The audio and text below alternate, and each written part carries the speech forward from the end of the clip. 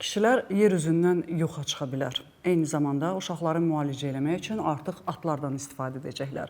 Bu və digər xəbərləri eşitmək üçün isə bizə sona qədər baxmağınız kifayətdir. Mən isə xatırladım ki, Saf televiziyasında tibb xəbərlərinin vaxtıdır. Studiyada Günel İbadovadır.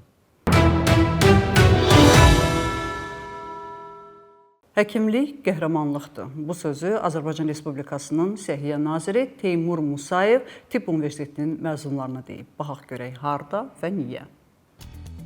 Həkimlik qəhrəmanlıqdır. Nazirdən Tibb Universitetinin məzunlarına çağırış. İyunun 30-da Azərbaycan Tibb Universitetində ənənəvi məzun günü qeyd olunub. Tədbirdə tanınmış ictimai-siyasi xadimlər, səhiyyə işçiləri, universitet rəhbərliyi və digər rəsmi qonaqlar iştirak ediblər. Səhiyyə naziri Teymur Musayev açılış nitqində məzunları təbrik edərək bu günün onların həyatında unudulmaz bir tarix kimi qalacağını bildirib. Nazir çıxışında ölkədə səhiyyənin inkişafı, tibb təhsilinin gücləndirilməsi istiqamətində atılan addımlardan söz açıb. O vurğulayıb ki, əhalinin sağlamlığının qorunması Azərbaycan dövlət siyasətinin prioritet istiqamətlərindəndir. Nazir, həkimlər gündəlik həyatın qəhrəmanıdırlar. Öz biliklərinizə arxayın olun. Cəsarətli və məsuliyyətli həkimlər kimi fəaliyyət göstərin deyə bildirib. Azərbaycan Tibb Universitetinin rektoru professor Gəray Gəraybəli də çıxış edərək məzunlara gələcək fəaliyyətlərində uğurlar arzulayıb və onlara universitet adını daim uca tutmağı tövsiyə edib. Tədbir zamanı 2024-2025-ci tədris ilində məzun olan tələbələrin statistikası açıqlanıb. Bildirilib ki, bu il 1235 tələbə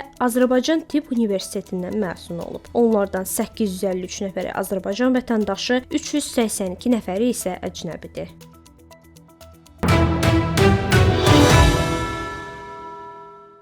Bəylər dostları ilə görüşəndə gəl çayxanada oturaq və yaxud da xanımlar rəfiqələri ilə görüşəndə bir kofe içək demək yerinə gəl birlikdə söhbət edək və gəzək desə, inanın ki, xəstəliklər bəlkə də 50% düşər. Köpündə əsas müalicə vasitələrindən biri sadəcə yerimək imiş. Baxaq.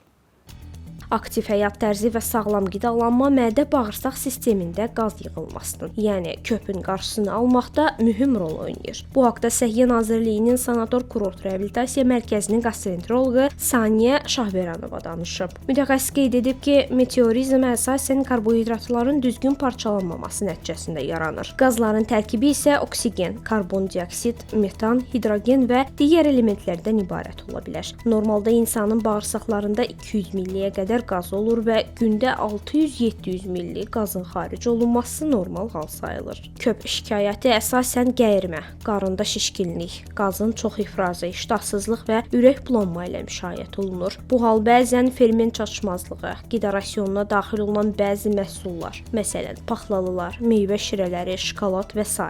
habelə bağırsaq mikroflorasının pozulması səbəbilə də yaranır. Qastrentoloq həmçinin bağırsağın hərəki funksiyasının pozulması ilə bağlı xəstəliklər, o cümlədən qıcqırma, qəbizlik, şəkərli diabet, sklerodermiya və aerofagiyanın da köpə səbəb ola biləcəyini vurğulayıb. Müalicə isə fərdi yanaşma tələb eləyir. İlkin mərhələdə xəstənin şikayətləri araşdırılır. Orqanik səbəblər istisna olunur və lazım gəldikdə laborator və diaqnostik müayinələr aparılır. Müalicə zamanı düzgün qidalanma, fiziki aktivlik və lazım olan hallarda medikamentoz terapiya təqdim olunur.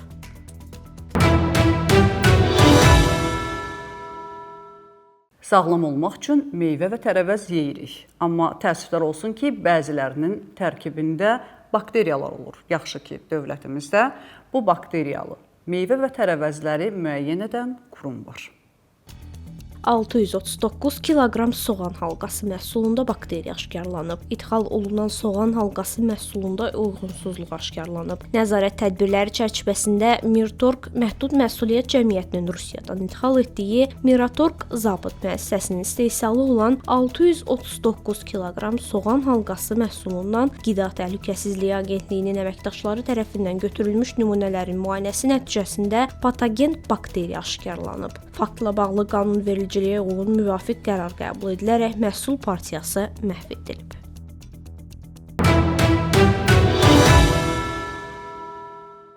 Y xromosomu hər milyon ildə 3 gen azalır. Bu deməkdir ki, 25 milyon il sonra kişi xromosomu olmayacaq.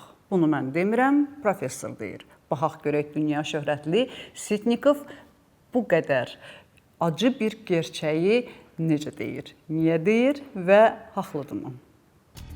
Kişilər yoxa çıxa bilər. Hər milyon ildə Y xromosomu təxminən 3 gen itirir və bu proses davam edərsə 25 milyon ildən sonra kişilər yoxa çıxacaq. Bu haqqda məşhur alim və yazıçı Aleksandr Sitnikov kişilərin genetik quruluşu və onların təbiətdəki yeri ilə bağlı maraqlı düşüncələrini bölüşərkən səsləndirib. Sitnikov bildirib ki, bu təbiətin kişiləri müvəqqəti vəzifə üçün yaratdığını göstərir. Kişilər təbiətdə 3 əsas funksiyanı yerinə yetirir: övladların qorunması və baxımı, təhlükəsizlik təminatı və qadınların genetik seçimində rolu. Bu həyatın davamlılığı və növlərin təkmilləşməsi üçün vacibdir. Sitnikov həmçinin kişi və qadın münasibətlərinə toxunaraq qadınların həyat enerjisinin daşıyıcıları olduğunu, lakin bu enerjini düzgün istifadə etmək üçün kişilərə ehtiyac duyduqlarını vurğulayır. O deyir ki, qadın bu enerjini kişiyə ötürür və kişi isə bunu qayğı, təhlükəsizlik və sevgi vasitəsilə geri verir. Sitnikovun bu fikirləri insan təbiətinin anlaşılması və ailə münasibətlərində qarşılıqlı hörmət və anlaşmanın önəmini göstərir.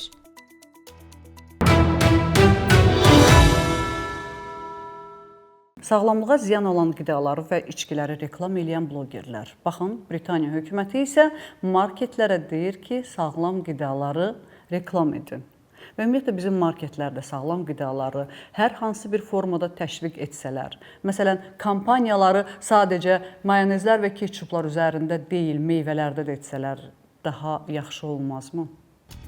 Britaniya hökuməti piyələnməyə qarşı mübarizə aparmaq və sağlam həyat tərzini təşviq etmək məqsədi ilə supermarket və ərzaq şirkətləri ilə əməkdaşlığa başlayır. Yeni plana əsasən mağazalar sağlam qidaları daha əlçatan və cəlbedici etməlidir. Bu, məhsul yerləşməsinin dəyişdirilməsi, endirim kampaniyaları və müştəri layallıq proqramlarında dəyişiklikləri əhatə edir. Hökumət supermarketlərin sağlam qida satışları barədə hesabat verməsini də planlaşdırır. Eyni zamanda vətəndaşlara sağlam həyat tərzi üçün tətbiqlər vasitəsilə kuponlar veriləcək. Arıqlama proqramlarının sayı artırılacaq və zərərli qidaların reklamına nəzarət gücləndiriləcək. Rəsmilər bildirir ki, əgər gündəlik 50 kilokalori az qəbul edilsə, 100 minlərlə insan piyələnmədən xilas ola bilər.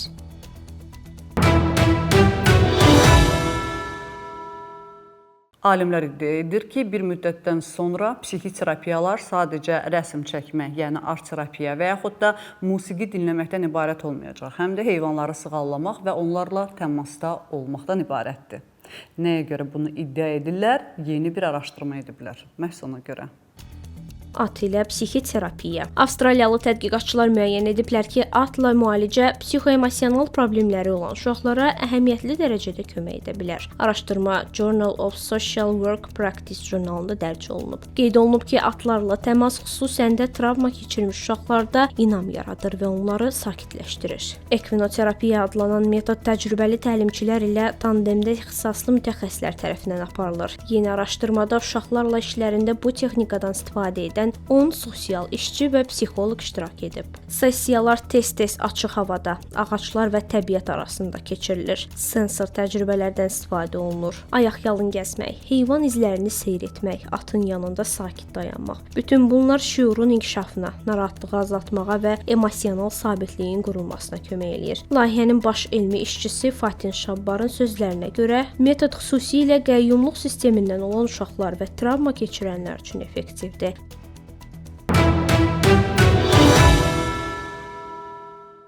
Bugün olan səhiyyə xəbərlərimiz bu qədər. Dünyada və ölkədə baş verən ən vacib tibb xəbərlərini bizdən izləyin. Unutmayın, bilmək hər zaman bir addım öndə olmaq deməkdir. Özünüzü və doğmalarınızı qoruyun. Sağ olun, salamat qalın.